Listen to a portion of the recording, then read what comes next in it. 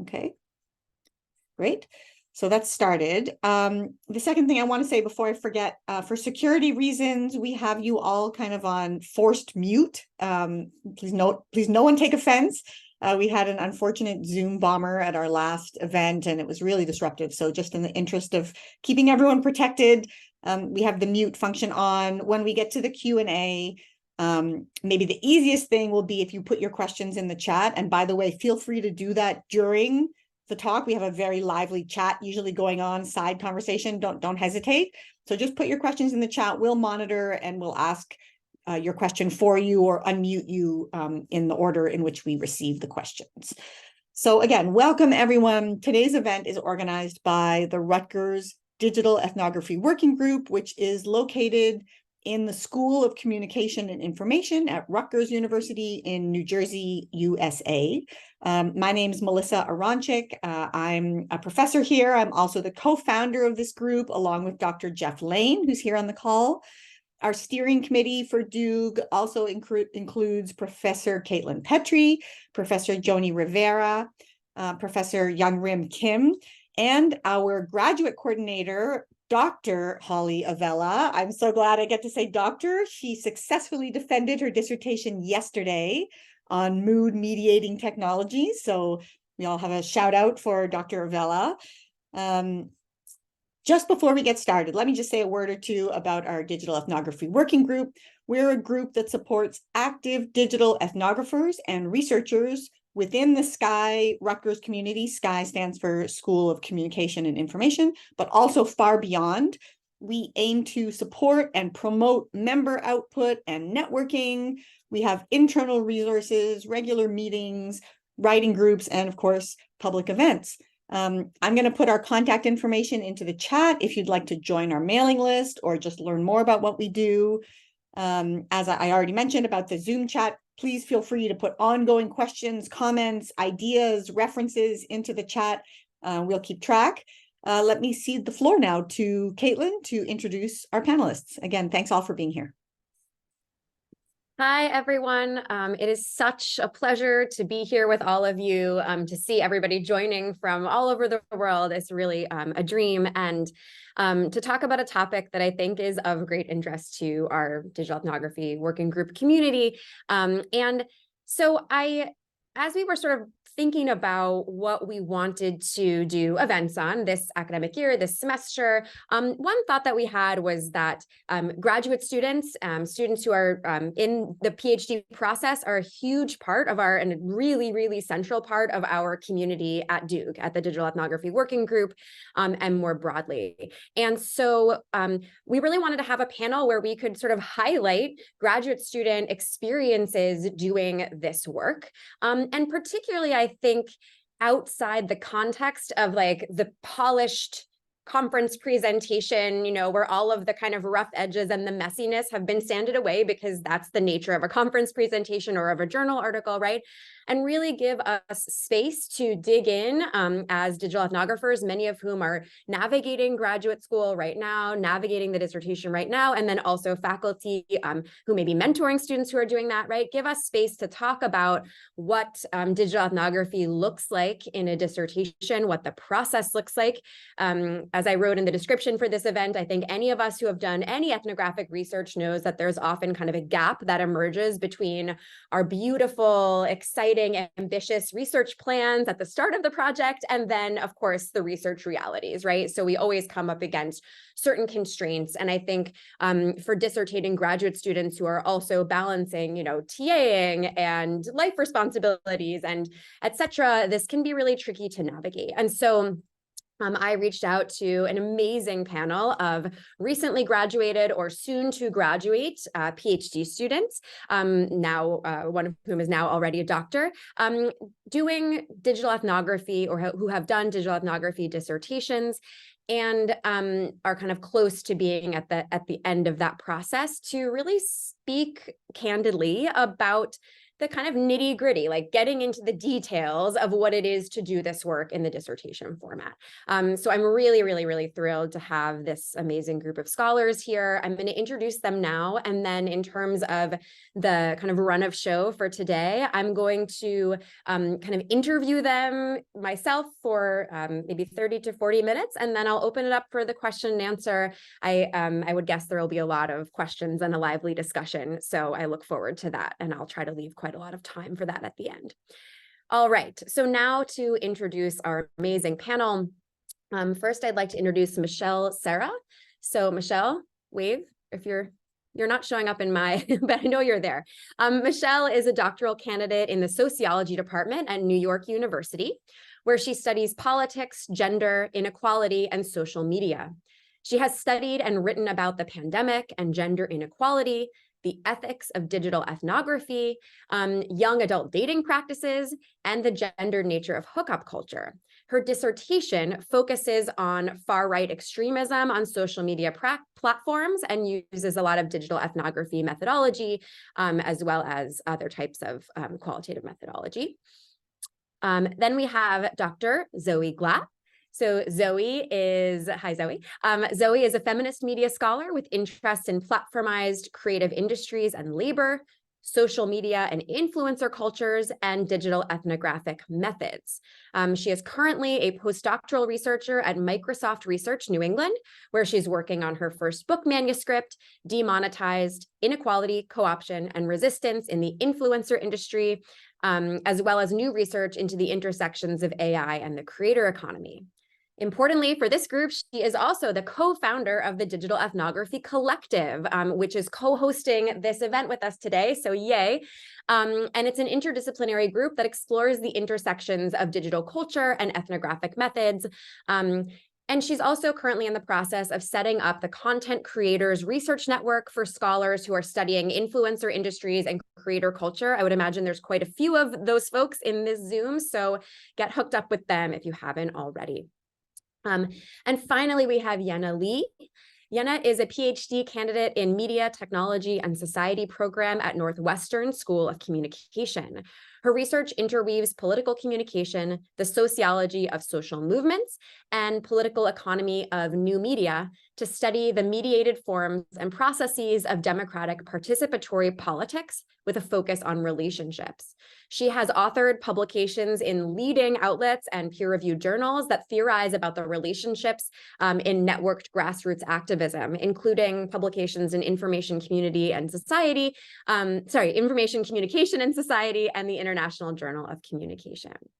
Okay, great. So welcome to all of our panelists.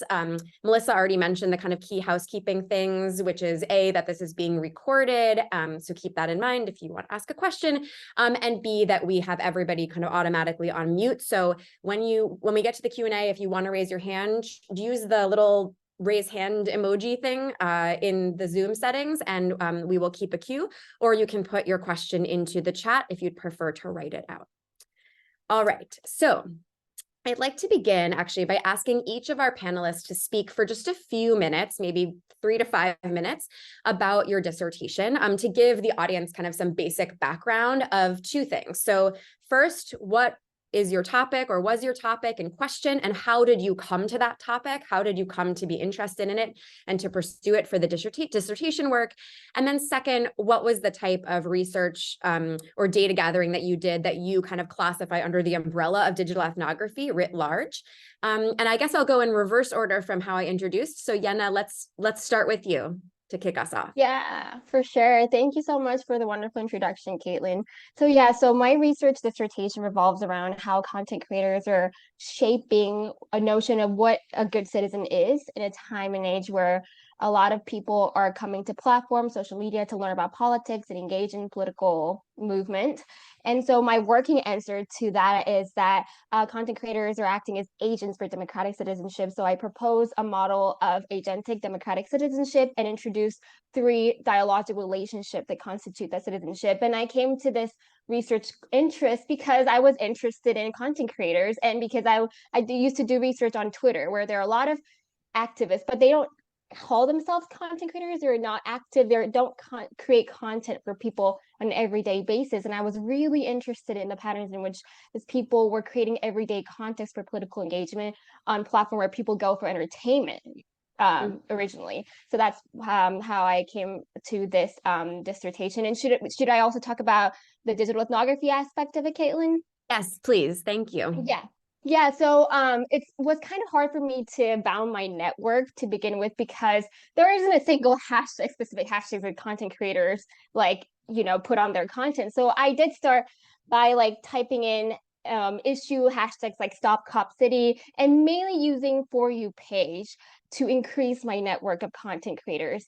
And then right now I'm kind of conducting what John Postel would call dialogic ethnography, looking at content creators' pages, the content they produce and have produced to understand the progress and how they approach their content and political content, and also what Kristen Hein would say, mobile ethnography, following content creators and other platforms where they're active. Great. Thank you so much, Yena. Now let's move to Zoe. Go ahead. Hello, everyone. I'm really happy to be here. Thank you for having me. This is great. These are my favorite kinds of events where we get to actually talk about like how people really do these things, because as you said, like it really is a lot messier than the final product. So I finished my PhD in March this year, defended in May, and I started it in 2017, and it was a very like long-term ethnographic study of content creators in the London influencer industry across a very wide range of genres, as wide as possible. And the project changed a lot throughout, and we'll talk about that later, but basically, in the end, it was about the platformization of creative labor. And I came at that through looking at the sociocultural, technological, and commercial structures that shape the work of creators. And as the project went on, it became like I started out with an interest in like precarity, but it kind of morphed into a project about inequality as it went on.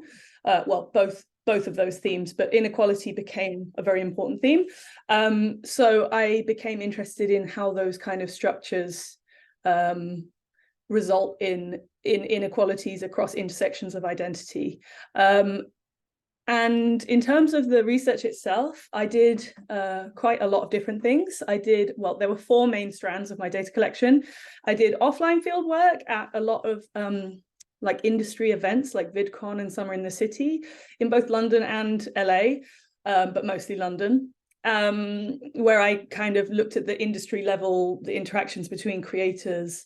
I looked at the London Small YouTubers Community organization, which was like for creators with fewer than 20,000 subscribers, which is small. And I did a lot of online field work where I kind of tried to connect the offline and the online, but like I had certain key participants that I followed across platforms. And then I did autoethnography in the form of becoming a YouTuber myself for a year, which was interesting, and I can talk more about if you're interested. And I also interviewed 31 creators across a very wide range of different factors. So every creator I interviewed was creating a different genre of content, from like very large genres like gaming and lifestyle and beauty to like very niche,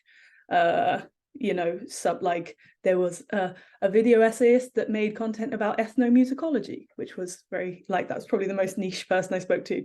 And I also wanted to get a wide range in terms of like levels of professionalism. So I think the smallest person I interviewed was the ethnomusicologist, who had 1 subscriber on YouTube, and I think the biggest had like 2.5 million. And then I also, because it was a project about identity, an intersectional feminist approach to identity, my participants had like represented a wide range of identity categories as well, like race, gender, sexuality. Yeah, that's it. Great. Thank you so much, Zoe. So one of the things I want to talk about certainly later is sort of how you triangulated different methods and when to use which one. But first, let me get to Michelle. So Michelle, take it away. Yeah, hi, everybody. Thank you so much to the working group for having me here. This is such an amazing community of scholars. I'm really happy to be here. So yeah, my question, what I'm interested in right now, I study QAnon, and really it began with as an undergrad, I was part of a lot of these meme groups. I don't know, for whatever reason, they were really popular when I was an undergrad, like specific to each college.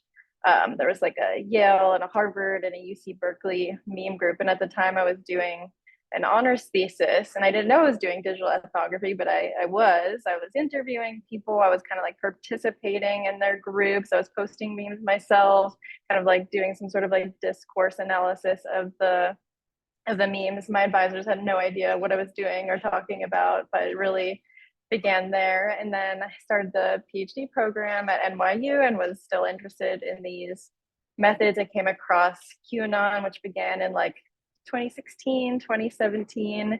And there's just this group of people who thought like lizards controlled the planet and Donald Trump as a clone lives in space. And I was like, what is going on here? How do people come to believe these things? How do they create community online?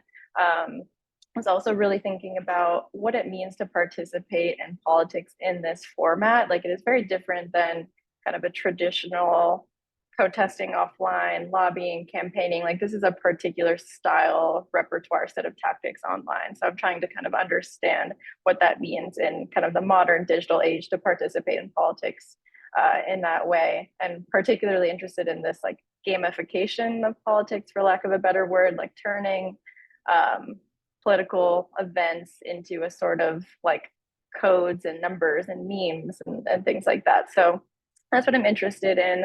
My methods are, kind of all over the place. There's a lot that I consider to be digital ethnography. I do interviews via Zoom. I do interviews via just kind of like direct messages. I go back and forth with people for years now. I haven't met anybody in person. I do kind of like participant observation and groups. So I just have joined like hundreds of groups, and I'll scroll through throughout the day and kind of just see what's going on there. I'll try to participate myself as well. So like, I have an account on all these platforms. I've joined all these groups. I comment with my own perspective sometimes.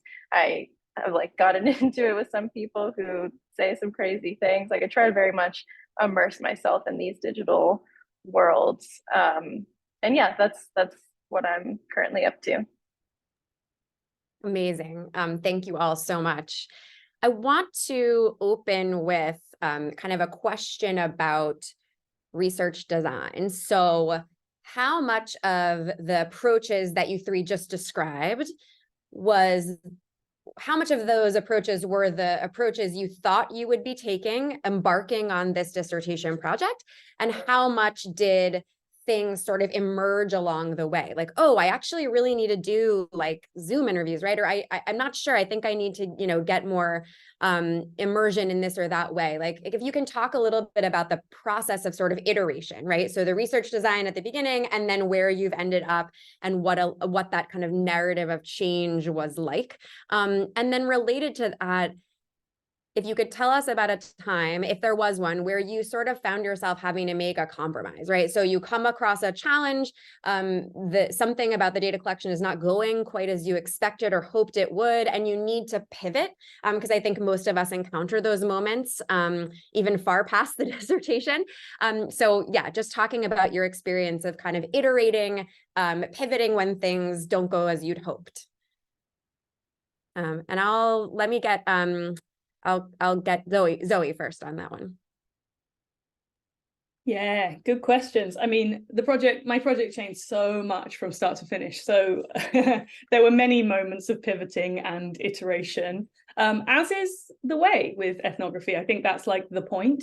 So I did a lot of soul searching, I think, about like, to at the beginning, especially because I felt I was the only person in my cohort at LSE that was doing an ethnography, or at least a long-term ethnography. And a lot of the other people in my cohort came in with really clear theoretical frameworks, questions, like their projects were absolutely rock solid from the beginning, and they were all brilliant. But I didn't have that because it doesn't make sense in an ethnography to have the theoretical framework and the questions all like completely laid out at the beginning. But that was difficult because it was, I think if you're not in an anthropology department or a department where there's a lot of ethnographers, sometimes the flow of the work is different, you know, so that can be challenging. But there were many moments. I mentioned before that point about how my project kind of shifted from being about precarity to being more about inequality. And that was as a result of a particular instance that happened in the first year of my data collection, where I was doing fieldwork at Summer in the City, which is the UK's biggest sort of audience-focused convention for content creators. And one of my main participants was a guy called Taha Khan, who was the platform, what was it called? He was like the conference coordinator, or at least, no, he was the panels coordinator. So he was the person who invited creators to come and speak at the conference, which was like quite a pivotal role. And I did field work at this event, talked to lots of different creators and stuff. And then like a few months later, I was talking to him and he was like, oh, I bet you didn't even realize there was all these conversations and problems happening around racial inequality at the event. There were a lot of creators who were very unhappy about how they were treated, particularly Black creators. They felt that they couldn't move through the space in the way that the white creators could, and there was just a lot of there were a lot of tensions for those creators who felt that they weren't really welcome at the event. And I did not realize that when I was at the event. I was not part of those conversations, and I just had completely missed it. And it was just like a really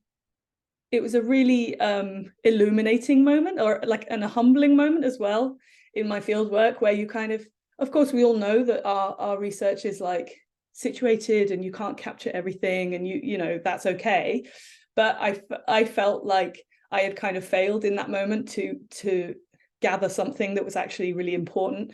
And that's where my project pivoted quite profoundly as a result of that conversation that we had. But yeah, I mean, there were so many moments. I think especially, maybe we'll talk about theory, the connection between theory and method later, but I think a lot of people doing ethnography have a moment where they're like, okay, I've got all this data, but like, what's the theoretical intervention that I'm making? And I really struggled with that as well. And it wasn't until like 3 years into my project, I did about 5 years of data collection, 3 years into the project, that I just decided that it was going to be an intersectional feminist ethnography. And that was such a relief, because I was like, oh, thank God, I can just, and that was as a result of reading some feminist ethnography, you know. But I think that sometimes we can feel like we're not meant to put theoretical frameworks onto the work because the data should speak for itself and all this stuff. And I really grappled with that question of how to come at theory as an ethnographer. But I'd be interested to hear if other people in the group have had similar issues, because I feel like that was like a huge problem for me until I just decided that that's what I was going to do. I have a quick follow-up on that.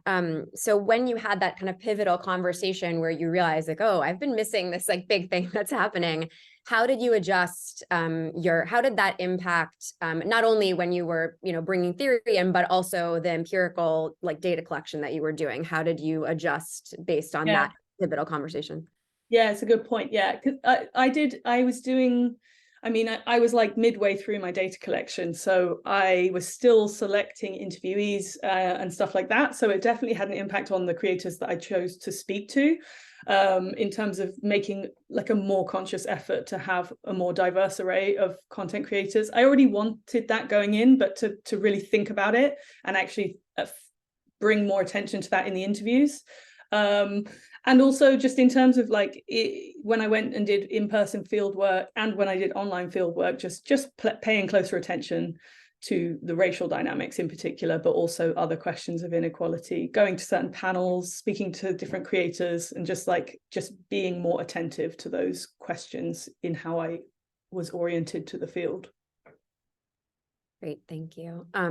Yena, do you want to speak to this question about sort of how process changed over time, if you came to a point where you had a realization maybe similar to Zoe's, or if you had to make some kind of compromise, things didn't go quite as you'd hoped or intended? Yeah, for sure. Thank you so much for talking about the difficulty of balancing theory and what you're finding in the field, because I struggle with the same issue. I was really interested in the idea of brokerage, because I've been working with this idea of brokerage for in previous research. So I was really interested in the interaction that content creators had with their audience. The more more I was on TikTok, I realized that there's a lot of action, but not much interaction. There's a lot of information, not much data, because FYP page, I thought it would be a conversation. There would be an issue that people would converse about. No, people not in really conversation with one another, especially content creators to other content creators, unless you find specific hashtag. And even though content creators would reply to the audience comments in video, it's more so about proving a point than having this conversation. So digital ethnography can feel very less generative than in-person ethnography. So this idea of capturing tension in how people approach different interactions, different people, different actors in different contexts was very, very hard to find for me on FYP page. That's where I first started my field work. So that's when I realized I need to go to different sites. I need to go to different ways that people have conversation. I need to find different actors. So I went to TikTok. I started listening into TikTok live stream, which is really where the humanity is at, I think. And I also decided to do a more diachronic approach, which is, I think I may have pronounced this wrong, diachronic, which is where I sort of try to capture the tension in a sort of multi-time approach. Like, so I would look at what content creators created when they first started their account versus what they're doing, constant conversation with the present. And another way was for me to, I think, of course, conduct interviews, right? So all these sort of like trying to adjust what I knew about ethnography to what is fit for this context when I'm studying, I think that was really important for me. That's such a key point, this notion of kind of interaction being so central to our traditional understandings of ethnography. And certainly it's happening, right? A lot in digital ethnography, but sometimes not in the way that you might like initially have thought you would find it. And yeah, it's really, really interesting to hear. It reminds me of one of my field sites for my dissertation. I was in an office at a media company, and I was really excited to do in-person ethnography and watch these interactions about, what they were going to write about happen in person in conversation. And I remember the first day in the office, like I walked in and it was silent, like no one was speaking out loud, and everybody had giant headphones on. And, what I realized was, oh, they're interacting all day on IM, in Slack, right? Like I need to be in those spaces to find where searching for the interaction and it not looking or not being in the place where you thought it might have been. Michelle, I would love to have you speak to this as well. Yeah. So my project has evolved a lot. And I think one of the main obstacles, one of the things that I've had to compromise on a lot is that sociology ethnography has always been very much grounded in the offline. So when I would propose research question based on digital worlds, I would get feedback from faculty like, so what? Why does this matter? Like, how can we think about how this affects offline things such as voting or what's going on in offline political worlds? And so my original questions were very much about like comparing the online and the offline in terms of QAnon political participation. And I quickly found through like talking to people and interviews and sending them messages that like the offline presence was just not that much of a thing. And they were like, what are you talking about? There's nowhere to go. This is what we're doing this online. And so I was like, oh no. And I felt this kind of tension between what faculty wanted me to do, the questions that they wanted me to ask, and what actually was going on with this particular group. So I very much had to pivot to asking more questions directed at digital worlds in and of themselves, which is kind of what I wanted to do in the first place, and I am doing now. So that I had to definitely pivot on. The second thing is focusing on any one particular thing online is really, really difficult. I thought I would just go to like the origin of QAnon, which is this site called 4chan, and I would study that platform, and that would be that. And they're just massive networks that these people participate in. There's MeWe, Parler, 4chan, 8chan, Facebook, Twitter. Like I could go on. I have like 30 other platforms that I've been on. So a big difficulty for me was trying to pick like, where do I spend my time? How do I decide like which interactions are most valuable and most important? Who do I talk to? How do I balance having literally millions of possible people that I could talk to? How do I balance having it on my phone, on my computer, like it being a very much 24/7 thing? So yeah, just like the narrowing it and the focusing I've had to balance. And then I guess the third thing and I've had to compromise on, and it has been difficult, is, sociologists, social scientists are very interested in these traditional categories of gender, of race, of location, of age, and that just, we can't really know when we're talking to people online what their background is, where they're coming from, who they are. We can't say with really any definitive sense that like this is who they are. We can't make sense of their trajectories, of the questions that we're interested in relation to these categories. And so I've had to try and think of questions and think of arguments and things that I can say without really knowing a lot of what social scientists traditionally care about. And yeah, trying to balance that has definitely been difficult, but I think it opens the doors to totally new questions and new ways of understanding interaction. So that has also been nice. I had just one thing to add to, because I had a similar experience to Michelle with the reason why I left anthropology and went to media and communications was this issue. Like I was in anthropology for my undergraduate, and I was really interested in UCL's digital anthropology program, which was next door to SOAS, which was where I did my undergrad. And no shade on them. I like the work that they do. They're great. But like I emailed them in like 2014, I think, when I was thinking about doing my master's, which would have been like master's and PhD. And I said, like, I'm really interested in what you guys do. I would love to do an online ethnography. Like, I just want to make sure you'd be open to a PhD that was like online only, because at the time that's what I wanted to do. And they were like, no, we don't do that. And I was like, of all the places you would think digital anthropology would be like open to an online only ethnography, maybe they would be now, but in 2014 they were like really not. And I find media and communications is a lot more like free for all on methods. So that's why I switched out of anthropology. Yeah, I want to kind of picking up on this theme. Well, there's sort of two themes emerging here. One is like, how do you make your research legible to, your committee or, whatever it may be. And, but I think another theme that I want to just piggyback on something that Michelle was talking about a few moments ago is this notion of sort of the difficulty of boundedness, right? So, we've all, as people interested in digital ethnography, we know that the field site, it probably never has been bounded in quite the way it's sometimes talked about as like, this is the site and it's 30 feet by 60 feet, like that doesn't exist really even in sort of physical space. But I think, what was highlighted in what Michelle said is that if you're interested in, creator communities or QAnon members or whatever it is, like it's not happening in one website. It's not happening in like a bounded place. And it's also not happening in a bounded time at all, right? And of course, again, that's true of, an ethnography that happens in physical space as well.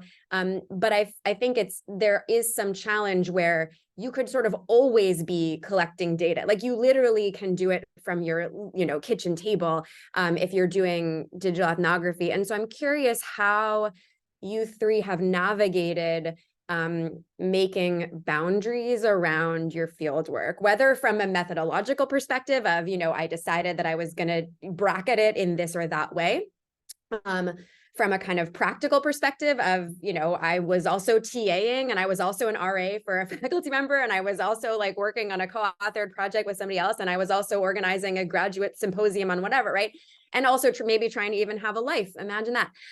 So I'm interested in kind of how you practically navigated the potential feeling of boundlessness and the feeling of, I call this like the FOMO question, because this feeling of like, this is happening at every moment, 24 hours a day, 7 days a week. Like, how do you sort of think about not fixating on all the things you could be missing at the moments where you're not collecting data? And then that was a lot of questions, but this is the last one, I swear, related to the topic of FOMO and boundedness. How did you decide when to stop? How did you decide when to kind of be like, okay, I've got enough? And, was that because you felt there was saturation? Was that because you like got a postdoc and you were like, I guess I need to finish so I can take my postdoc? So if you could just speak about this notion of boundedness with regards to the digital ethnography dissertation. Yena, why don't you hop in on that? Yeah, this is a very important question. Yeah, I don't know where to start because it's a lot. Like, I think what happened for me was definitely like, I think reaching a theoretical saturation that is important because I think when you're doing digital ethnography, it's very easy to fall into checklist mindset. Today, I'm going to do n hours of ethnography. I'm going to do, and this is also like, I think the blurriness between textual analysis and digital ethnography. Like, I'm going to analyze 30 content creators entire content from they started to now. Like, that's not possible, that's not doable, that's not sustainable. So I always remind myself, like, I'm an ethnographer, I'm here to study culture, I'm not trying to analyze every single thing, I'm not trying to, because analyze a content, conduct content analysis by writing down how many followers they have. So I need to really kind of like be in the mindset of like, what theoretical situation, how much do I want to achieve when I'm doing digital ethnography, and not just burden myself with like making a checklist of everything I did that day to make myself proud. And I think also this pressure I think that digital ethnographers have to observe in data as they're happening, and because it's such an important factor in ethnography, but like it's impossible. Like unless you and our goal as ethnographer is not to scrape entire conversation happening around a hashtag, right? That's not our goal. And going back to the theoretical situation, I think it's important to kind of capture tension in whatever way we can, like what are the different actors when a hashtag is trending, what are the different ways that people are talking about it to different actors, what are different contexts, like TikTok versus live stream and things like that. So that's kind of how I try to really navigate the burden around doing a boundless research that is in digital ethnography. And also, like, I realized that the best place to do digital ethnography is airplane because there's no Wi-Fi. So I felt that a lot of times it was just me and my brain, the struggle of me and my brain, because unlike in-person ethnography, we have a pause button. So we can just click the pause and go back to it. But I reminded myself it has to feel like an in-person ethnography. So when I'm listening to a podcast, which is my data, I try to listen from beginning to end, and instead of like pausing it. So I think just having that mindset, like, this is happening in real life. I cannot hit a pause button until I'm done with this, until I'm finished consuming this data, and then I can go back. I love that. Like trying to sort of create a certain, almost resist some of the affordances of that these digital technologies give us in the spirit of trying to like replicate a certain media experience. Yeah, Zoe, do you want to jump in? Yeah, I mean, the reality is I'm very bad. I was very bad at bounding my field site. I see my PhD is, in my mind, is just still ongoing, even though I have technically finished it. And also it extends forwards and backwards for many years beyond the PhD itself, which I guess is true for lots of ethnographers. But I did my undergraduate dissertation and my master's dissertations about YouTube communities. So like it's all part of that for me. But in a practical sense, I had quite an organized design, which didn't always like reflect the reality of what happened, of course. But like because in the first year of my PhD, I had to have like give a plan to my supervisor of like how I was going to do data collection. So I had quite a specific plan, which was like, in terms of intensive data collection, the intensive data collection was planned to be for 2 years, which was kind of where there was like a stacking process. So like the online participant observation was meant to be like the longest chunk. So that kind of bookended all the other stuff, and kind of I wanted the project to reflect the reality of the digital culture mostly, because it's tricky when you're combining online and offline to figure out how to weave those two things together. So that was like a real research design challenge for this project. So I did a lot of online, the kind of participant observation online before I started doing any of the offline or interview stuff, because I wanted especially for the interviews, I wanted the topic guide for the interviews to come out of the digital ethnography, especially, which was good. And also I found that, having that in-depth understanding of the culture online really helped me when I came face to face with creators and could kind of speak their language, so to speak. But the reality is, like, I think for me, the challenge was actually like, it wasn't so much about putting the boundaries around the field, but it was more about like, I think what Chris Hines talked about, which is like both having so much data that you can collect and also not really having sufficient depth in that data because it's just so dispersed.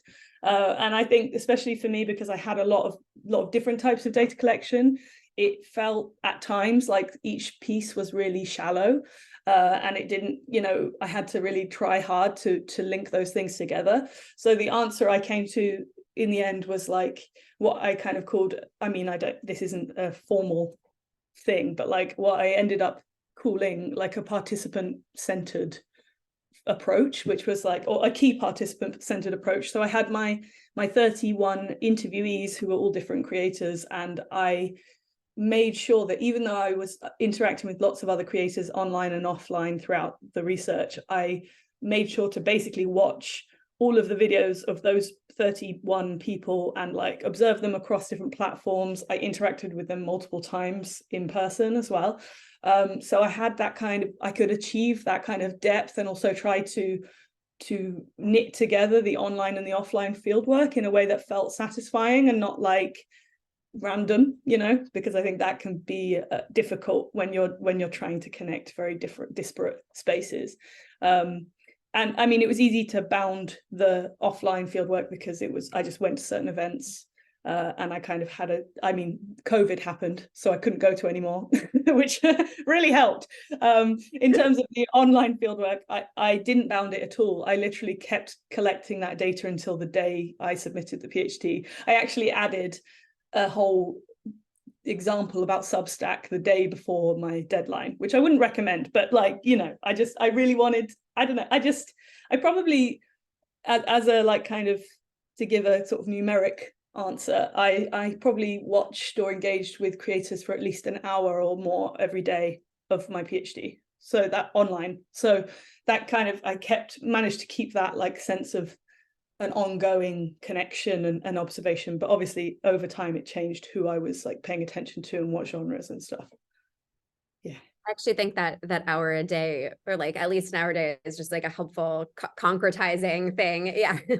And to be honest, I mean, it sounds like, I think to my supervisor it sounded like a lot because she's not someone who like watches YouTube or TikTok or whatever, but for me that was what I was doing anyway, so it really didn't feel like very much work. But yeah.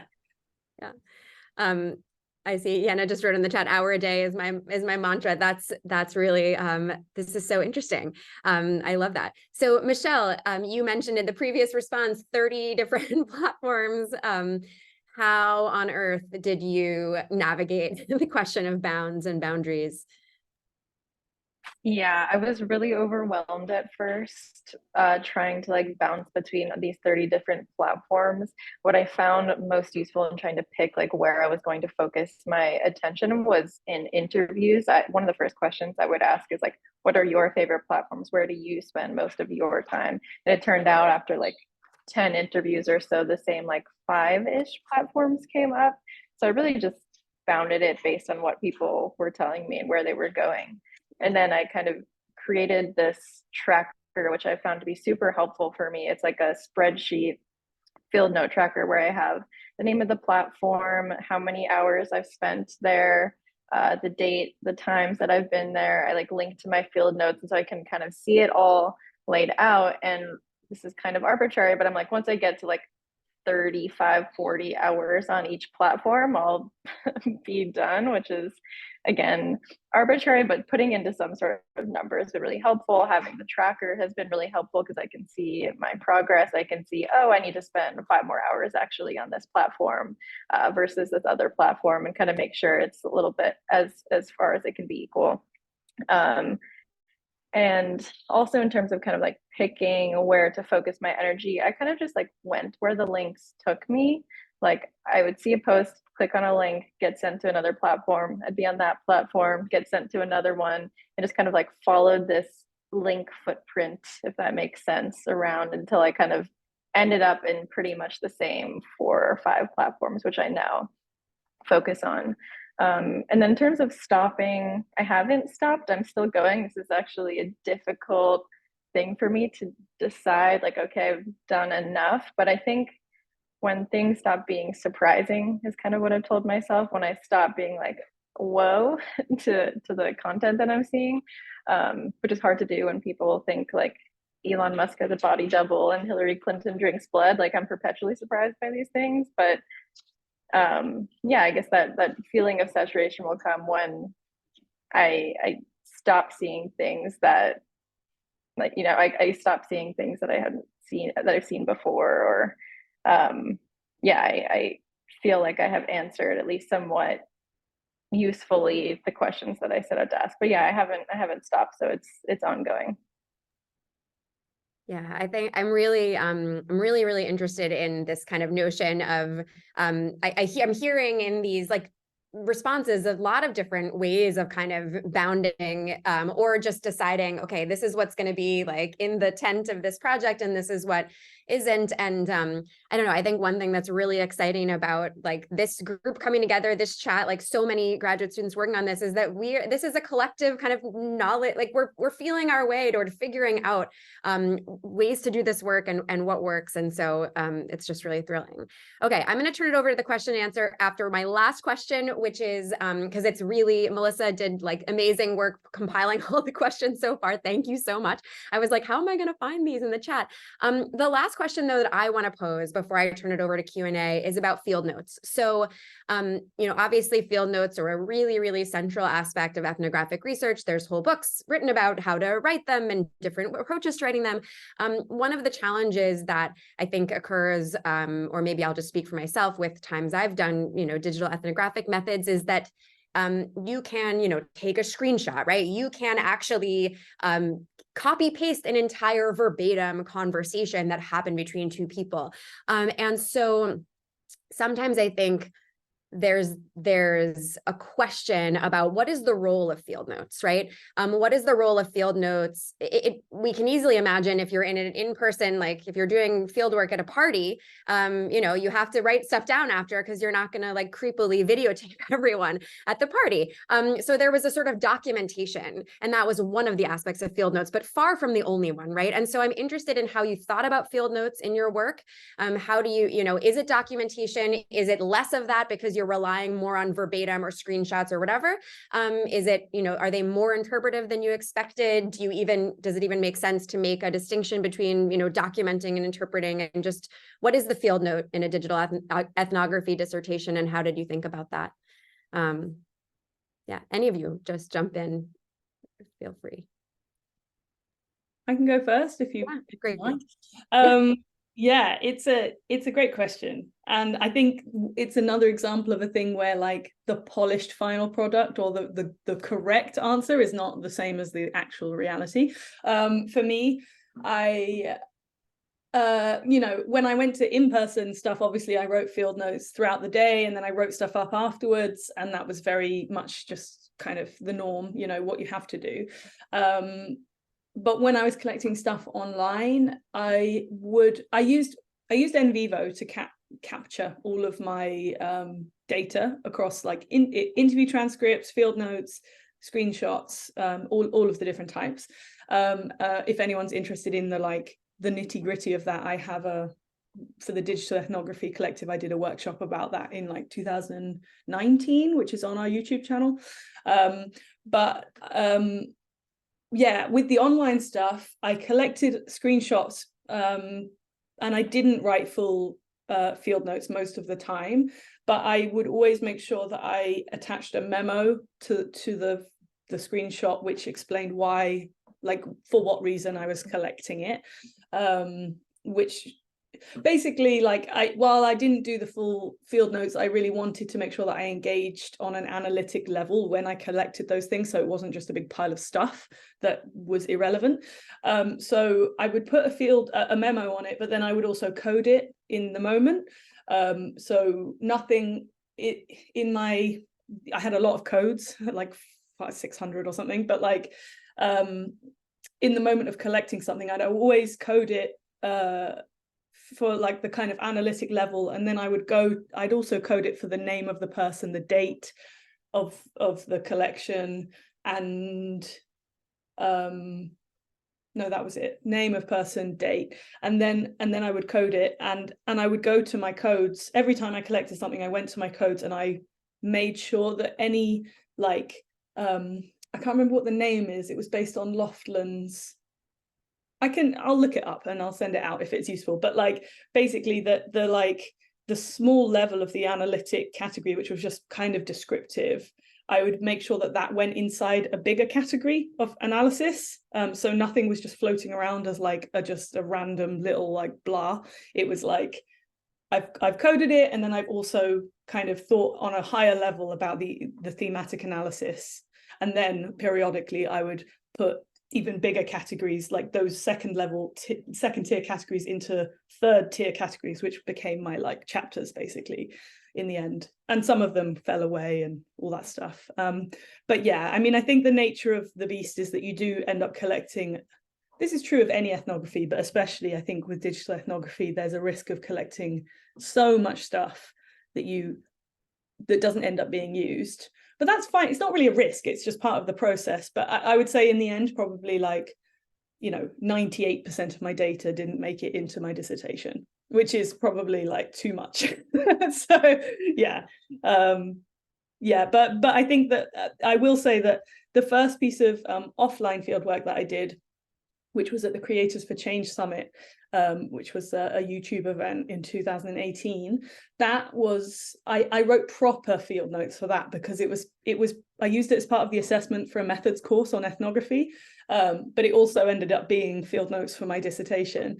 And those were like so nicely written because someone else was reading them, and I really made effort to like do them properly. And now those are like the most useful thing I ever did. They're going to be like the introduction to my book. So I would recommend to write full field notes when you can, because they'll be so useful for you when you're actually writing up. But obviously the practicality is like not always that in reality.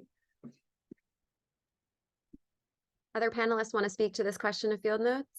Yeah, so the field note that I used to write and the field note now is vastly different. Because as Zoe said, there's so much information. So at first I was just trying to like write down everything, including things I thought was interesting or things I just didn't know about TikTok or this content creator.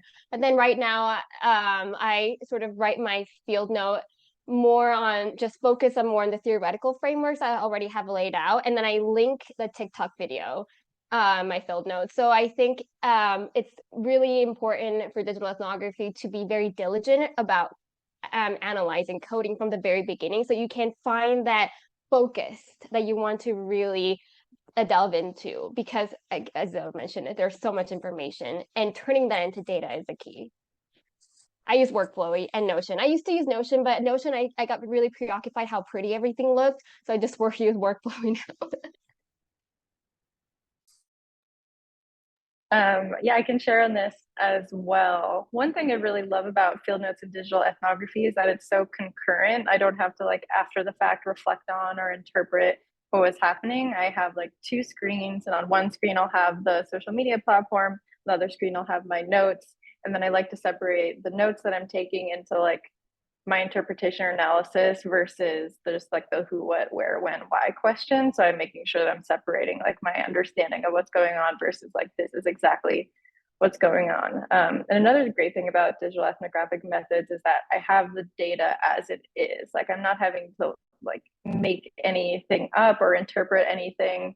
I just have the exact post, I have the exact video, I have the exact whatever it is, and it feels really like truthful to what's going on in these spaces. And then of course that comes with like its own ethical dilemmas of like, what can I share with people, because things that become searchable, Googleable, etc. So yeah, ethical issues are definitely there, but the data itself I feel like has higher integrity than if I was just like an hour later like kind of coming up with what was going on or interpreting what was going on. And it's also just really nice to be able to record my reactions and my emotions in real time to what's happening, really like fully immerse myself in that.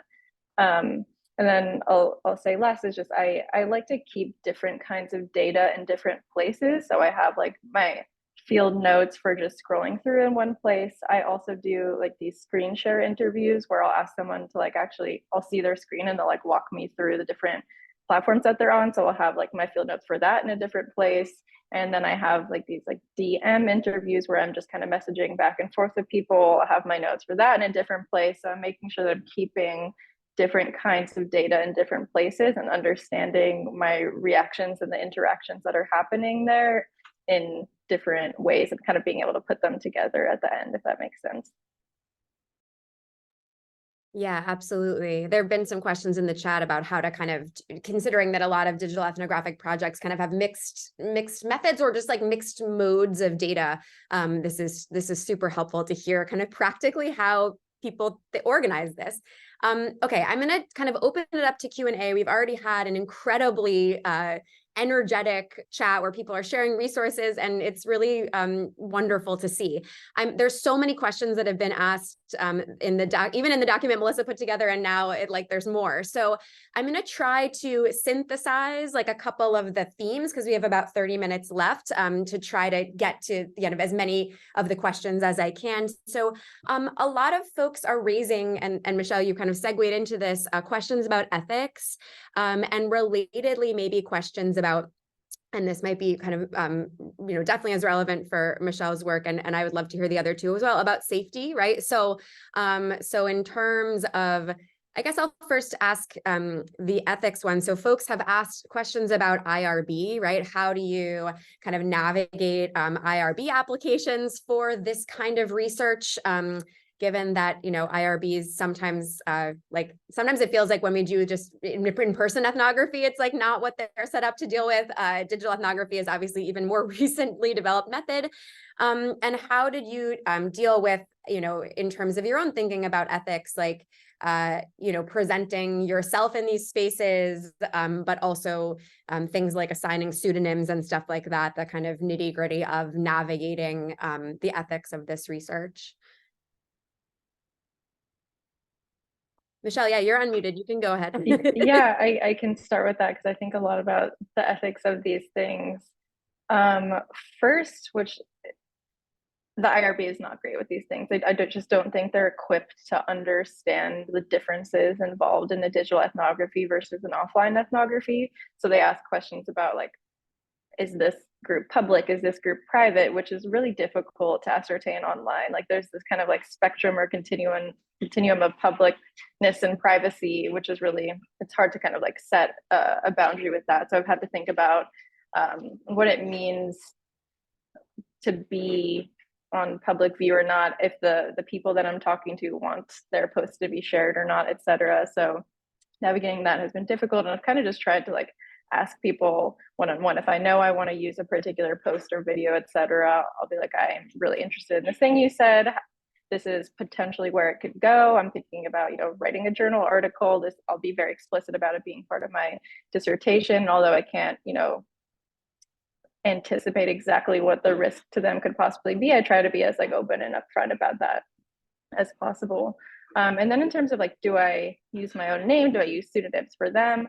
I use my real name and real photo, which is maybe a crazy thing to do, but I just feel like I kind of owe them that. Like, I don't want to be this like lurking ethnographer. I want them to know that I'm a researcher. Like I put in my bio that I'm a researcher. I tell them up front when I'm talking to them that I'm a researcher. I want it to be very clear what I'm doing, so it's not this kind of like more extractive experience. And then I find that actually being open up front about what I'm doing leads them to be a little bit more honest with me sometimes. Like they're, even for people that are like these like far right extremists who are very skeptical of academia, or like, wow, thanks for like telling me. And then we can have more open and honest conversations. So yeah, I do tend to use my real name. I think that it depends on the communities that you're studying, and it depends on who you are. And yeah, safety is a difficult thing to balance online. But yeah, I think part of it for me has been trying to be at least as open as I possibly can be with my participants.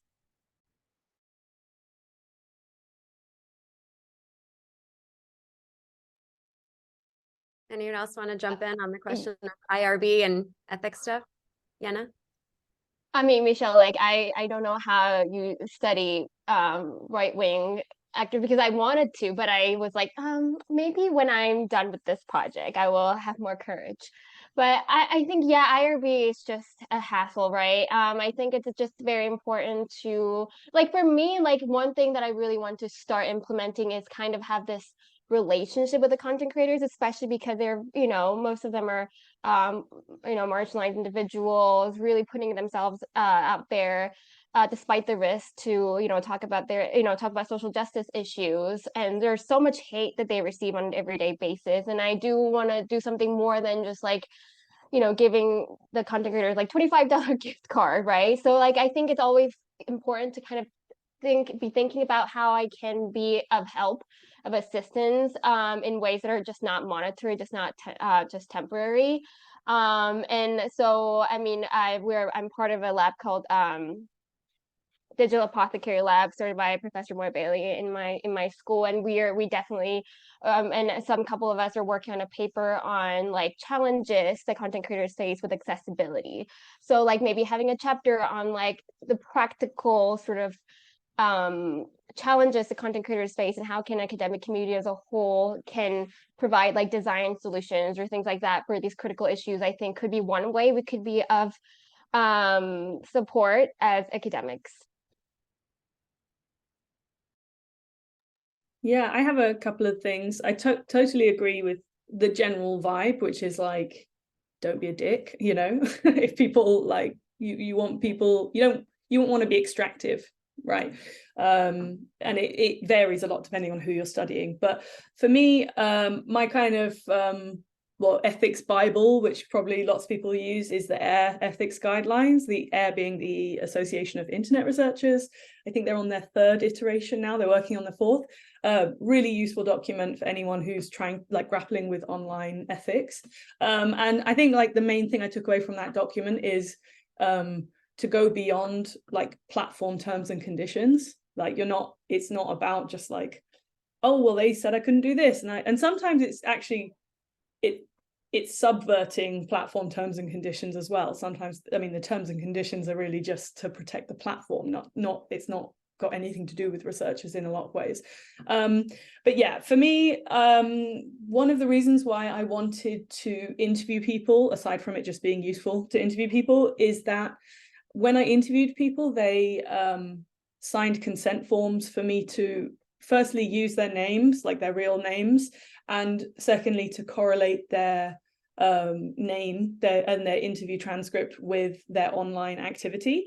And I said to people, I explained what that was about, and I said, of course, you could be anonymized, or I don't have to talk about your online content if you would rather I didn't. But no one that I interviewed had a problem with it, which was very helpful. And it meant that I could really feel comfortable that I wasn't kind of exploiting people.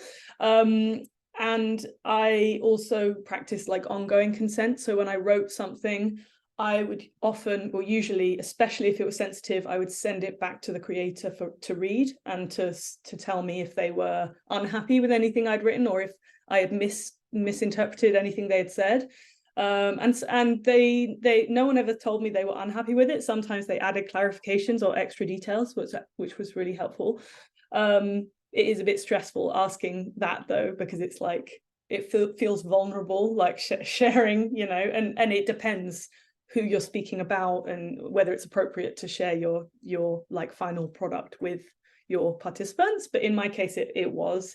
So that was great. But like, I mean, for me, part of that ethics design and research design was based on the fact that I was trying to really inhabit that kind of like the role of a creator, which is why I became a creator, and also why I tried to interact with creators in that way, trying to kind of create some kind of like lack of hierarchy. I know that's like problematic because of course there's going to be a hierarchy and it's not like we're the same, but trying to actively build that into the research design in every way that I could.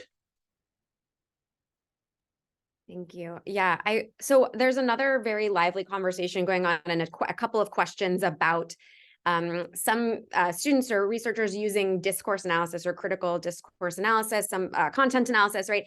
And some mentioning that they have gotten pushback like, isn't this just content analysis, right? Like how, so, how do you think about the distinction between methods of discourse analysis and methods of digital ethnography and the dissertation research?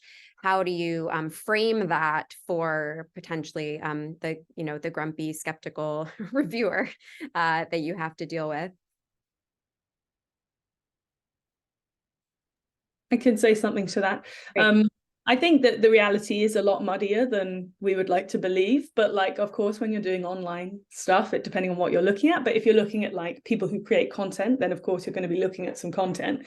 But the way that I understand it is like there's a difference between analyzing content and looking at action, practice, cultural practices. So like when I'm looking at content like a YouTuber's channel or something, I'm not just watching the video and analyzing the video. I'm also looking at the comments and how they interact over time with their audiences and how the audiences interact with each other and how those creators also exist across other platforms. So it's much more dispersed and kind of bigger sort of project than, not bigger in any kind of, like, I'm not making a distinction between like one being better than the other, but it's just a different type of practice. But I think that a lot of the time content analysis can also be part of a digital ethnographic project. I think usually it is, and it could be critical discourse analysis. If your theoretical framework is a critical framework, it probably will be some kind of critical discourse analysis. I think that's what I would say. Would anyone disagree with that? Yeah, like I recently watched was part of John Postel's Oxford seminar, where he was a very strong advocate of flat methodology. Like digital ethnography doesn't have to complement anything, it can be on its own, and you don't have to constantly think about if it's an ethnography. And like that was very, a relief coming from a scholar like John Postel. So I do agree, like what works, and I do think that we need to sort of like do what works and like really dig deeper into the networks and really try to find as much data among the information as you can.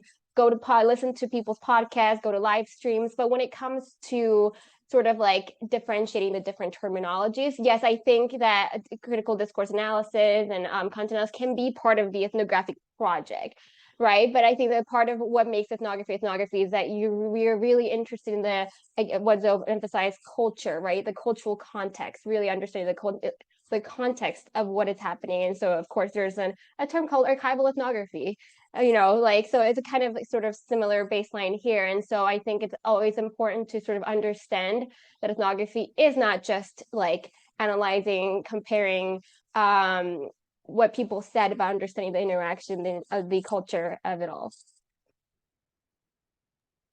Yeah, I agree with both of you. I think these labels that kind of started in studies of offline worlds applied to online worlds just make a little bit less sense, especially when you have so many different kinds of content, right? You have videos, you have text, you have memes, you have links, you have so many different kinds of things going on. So to say like, oh, when I'm looking at text, this is discourse analysis, but when I'm looking at a video, this is this, and when I'm looking at a meme, it's this. I think those boundaries just are less applicable to these online worlds. So I honestly tried to like avoid saying I'm doing any one particular thing at all. It's just kind of been my way of balancing that.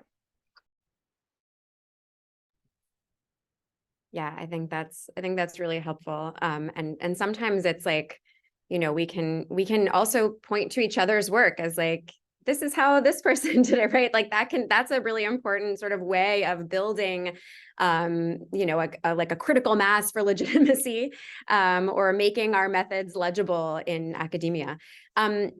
I want to ask a couple topics that have come up in the Q&A that I have not asked about yet. So one of them is about the writing process, which is hard. I can't think of a more eloquent way than to say writing is hard. Writing when you have so much data and even when you've coded it, right? Like it is just really challenging. So I'm interested to hear you speak about what the writing process is like, if you're in the midst of it or was like, or maybe what the process of transforming it into a book in Zoe's case, what it's like. And specifically somebody asked a question about kind of making one of the things that those of us who love reading ethnography love is like the richness, right? The scene setting, the kind of the depth of like what is conveyed, the vividness. And how did you sort of approach, or how do you think about sort of creating that when, you know, much of the data is not, you know, is online? But anything you really want to say about your writing process, I think would probably be really helpful to this audience. So I'll also leave it pretty open. Yeah.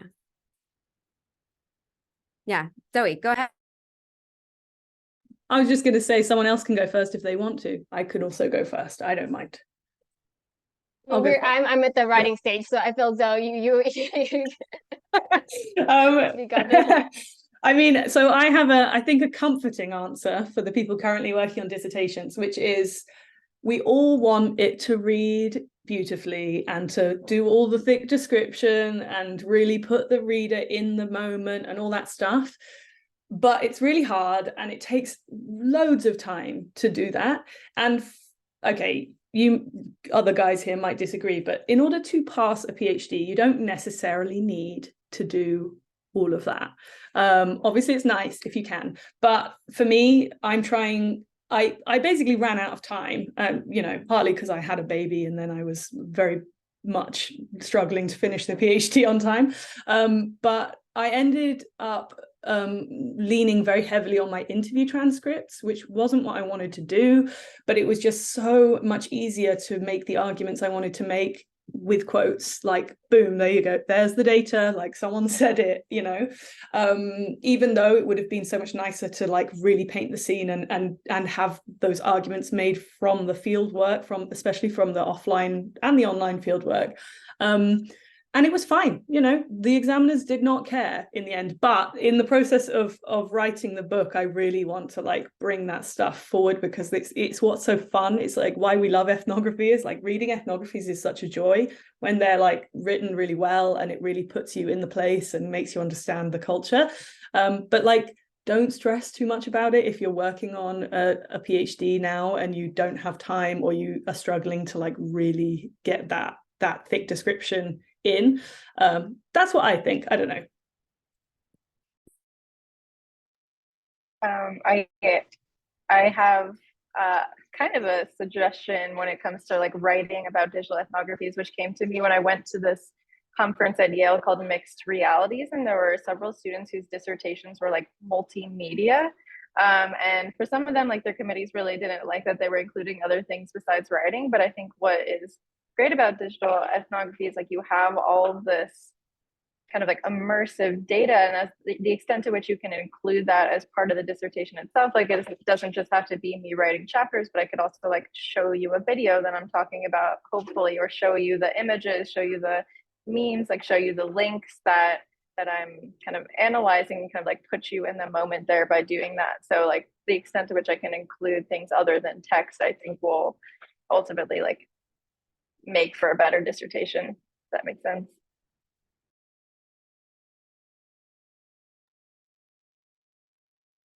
Yeah, absolutely. And I think that's such a key point too, is that we needn't be in a kind of like a defensive posture of being like, I know I wasn't in person with people, but my research is still valuable. Like it's like there's actually things that are an asset, right? There's like ways to add texture that maybe don't exist if you're only using in-person data.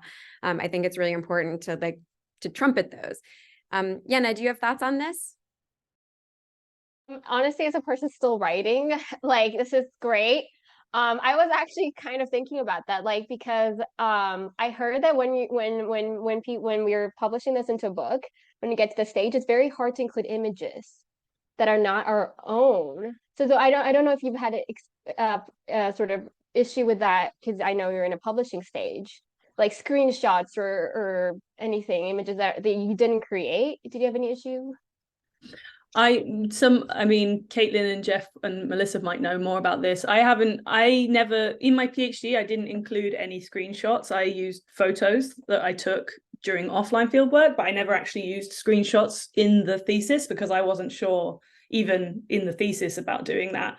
But do you know on a practical level if you're allowed to use screenshots?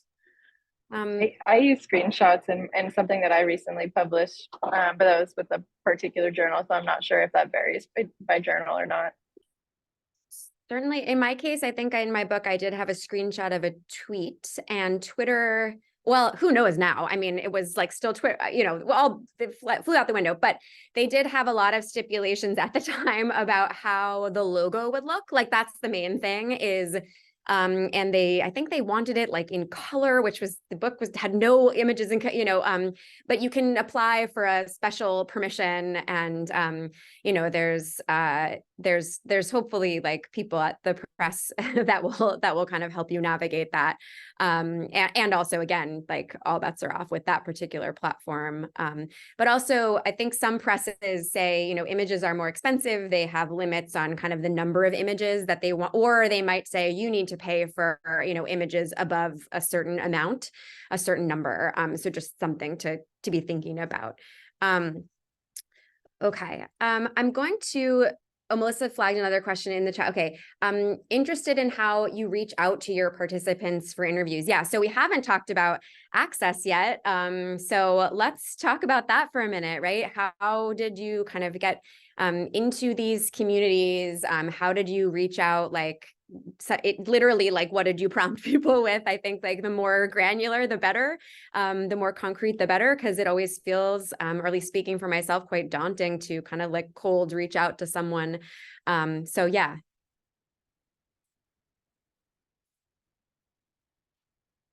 What were your prompts? Did you, oh, somebody says they can only reach out to the creator in like comments of a video, right? Like, so how do you get these prompts or these requests seen by the person, and how do you phrase them? What is that process of access like? Yeah, I can speak. Sorry, I'm so bad. I feel like I always answer questions first when I always fill a gap if some people stop talking. Does anyone else want to speak first? Okay, great. Yeah, access was probably like one of the biggest challenges of my project, because I really wanted to, like, I really felt that for it to be a sort of satisfying and complete ethnography of the influencer industry, which is what I was doing, I needed to talk to at least some big creators, but like we all know, they're really hard to get access to. So it's probably the biggest question I get from people who are doing dissertations or projects where they're studying influencers is like, how did you get access? Because some of the creators I interviewed were quite like pretty famous, but it took a really, really long time and a lot of effort to get access to those people, and it wasn't online. So if you're doing an online only ethnography, you might get access to those people, but it's probably fairly unlikely, or at least it was in my experience. Because I tried to get access to some people before I started the offline fieldwork and got like just hit a complete wall. Sometimes I would get replies from their agents if they were big creators, being like, no thanks, and I'd just be like, okay. But when I started, I mean, partly it was luck, and then, you know, tenacity, I guess, like all ethnography. But that first fieldwork I did, which was the Creators for Change Summit, I was really, really lucky to get access to that event. And that was really because it was a YouTube event. And that was really just because my supervisor, Sonia Livingston, was invited and she didn't want to go. So she was like, do you want to go? And I was like, yeah, hell yeah. And that was in the like 3 months into my PhD, so I was not ready really to like start you know, the field work, but I just went. And when I was there, I immediately spotted like 6 creators that I had wanted to meet and like speak to, people who I'd watched for like 10 years at that point.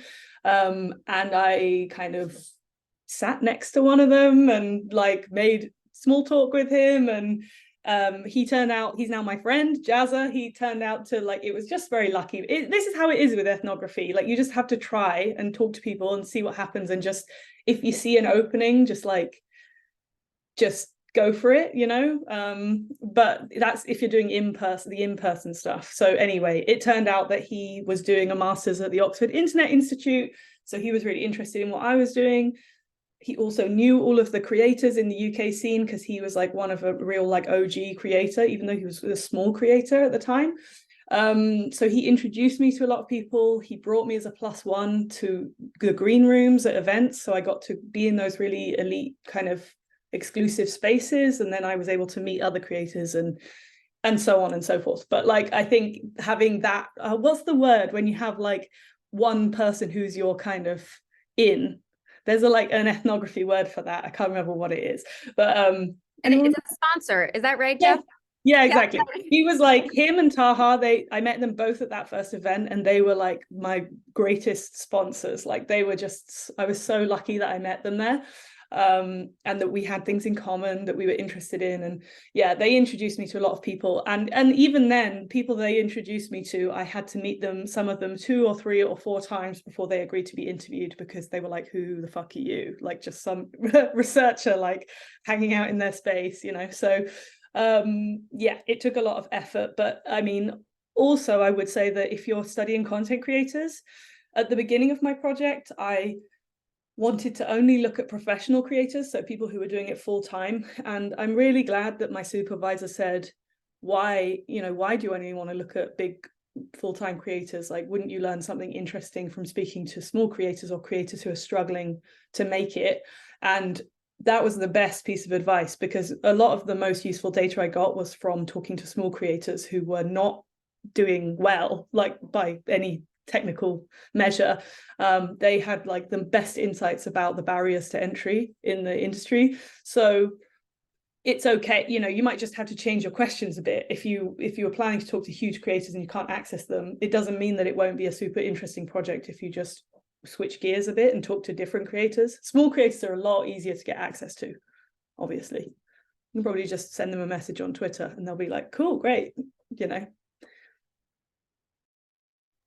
Yeah, definitely small creators, way easier. And I also try to purchase some patrons, to subscribe also. Yeah, I'm still conducting interviews, so it's a struggle, but I definitely agree with don't just reach for people with like millions of followers, because I think that actually like the smaller creators have a lot more, like, I think a lot more that what they want to share about the current struggles that they're facing, balancing their work and also part-time work they started as content creators. So I definitely, yeah, agree with that point.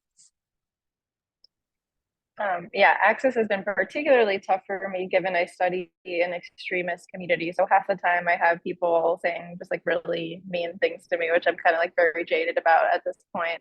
So that's made it difficult. But basically every single day I'll send a recruitment message, like to get to a satisfactory number of people to talk to in interviews. I'll send a DM or I'll post in a particular group almost every day. So at this point I've sent like hundreds and hundreds of messages hoping for some replies, and it works. And then another thing I've done for access is just really trying to develop more like ongoing, consistent relationships with people via direct messages. And I kind of like knew that I had access. I knew I was in when I had like posted in this other group on a platform, and someone immediately commented like, go away. And then this guy who I'd developed this relationship with was like, no, she's cool. She's doing really great research. Don't worry about it.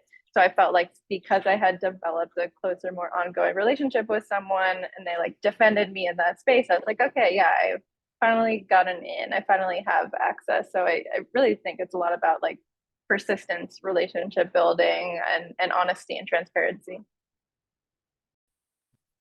These are such great responses. So we have 3 minutes left. I'm going to use moderator privilege and ask a final question, which is, if you could kind of travel back in time and speak to yourself at the start of this process, what piece of advice would you give previous you, / what advice would you give to PhD students who are maybe embarking on a project or in the earlier stages in the middle of it? Michelle, do you want to start since you are not unmuted anymore, but you can jump in. You can start us off. Sure, yeah. First is just that the methods are legitimate, they're important, they're great, and then just reminding myself and other people that what they're doing, it's not any less important or interesting than offline work. So that's definitely a number one. 2 is that there are so many different ways to do digital ethnography. Like we have our own kind of digital ethnography workshop, and there's someone who's doing virtual reality, and so she's kind of like taken us into these virtual worlds. That's just like another method I hadn't even considered.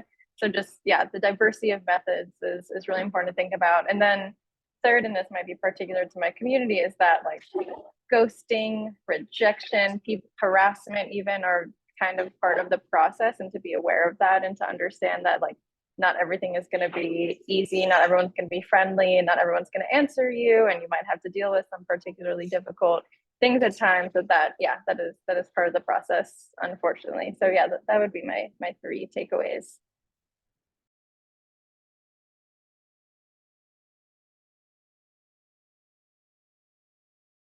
I'm still thinking, but like having this participating in events like this, I think it's super helpful. I wish I attended more events in digital ethnography where people talked about digital ethnography. I think since the pandemic there has been a lot more interest in digital ethnography. So yeah, like maybe creating a network of people who's doing digital ethnography and sharing your work early on, to be really honest. I think that is like what I would do, what I would have done when I started out my project, sharing like my thoughts, my concerns, like just idea of having too much information on my hand with people who understand digital ethnography. That is very important, because you know, who you see every day at school, your department, people in your department may not really understand what digital ethnography is. So I think really finding a group of people that you can share these concerns, I think, are super helpful. And don't be frustrated. like the theoretical imagination will come to you, and when it does, like, be flexible. And it's okay if you have to recollect data. It's fine. Maybe we will be out of time, short of time, but things will work out. Yes. Zoe, go ahead. Yeah, that's so nice. I like all of this advice. Before I give my advice, I would just feel that I should share, just in case anyone here has not seen it before. We have a big old reading list that may be useful to you. It's huge now. I think it's like 34 pages long on digital ethnography that you might find useful. 2 things, and they're kind of contradictory, so forgive me. But firstly, I kind of wish that at the beginning, someone who was an ethnographer had told me it was fine to just like have a theoretical position or a political position and to just stick with it. Like, that's okay, because I think at the beginning I was so caught up with this kind of purist idea, like kind of that comes from anthropology, I think, of like this completely emergent grounded theory. And that's great. Like, that's also awesome. But it's also okay to like come in with a position. And if I had known that from the beginning, it would have been so much easier for me to get to the final piece. Like, I really agonized about that, I felt like I was like putting a theoretical framework on top of my data, and actually it wasn't that at all. It really worked with the data. So that's okay. But also, this is the contradictory part, I would say, like, trust the process and just like let it unfold, because at the beginning you won't know what the project is or where it's going to end up. And that's kind of the beauty of ethnography. Like, it takes you on a journey, and it's supposed to. So even if for the first year or whatever of data collection, depending on how much time you have, you feel completely lost and like you're just bumping around in the dark, like you will come out with so much richness of data, and like that data will also carry you way beyond the PhD, because you'll have so many projects or articles that you can write afterwards that you weren't able to put in the dissertation, which is like a real blessing when you get into the kind of postdoc or, you know, assistant professor phase and you don't have as much time for data collection. Wonderful. All right. Well, please join me in thanking our fabulous panelists for being so generous with their brilliant minds and their stories and their experiences. Thank you. Thank you. Thank you. There's an avalanche of appreciation in the chat. I hope you're looking at the comments. Melissa also took the chat and pasted it into the chat. So there have been a lot of amazing resources being shared, folks forming smaller communities with each other over email. It's really inspiring to see. So please grab that if you'd like to. And of course, as always, the recording of this event will be posted on our YouTube channel, and maybe on the Digital Ethnography Collective YouTube channel, so you can find it either of those places. Thank you all again so much, and look forward to seeing you at future events, and good luck with your digital ethnography projects. Thanks a million. Thanks. Bye.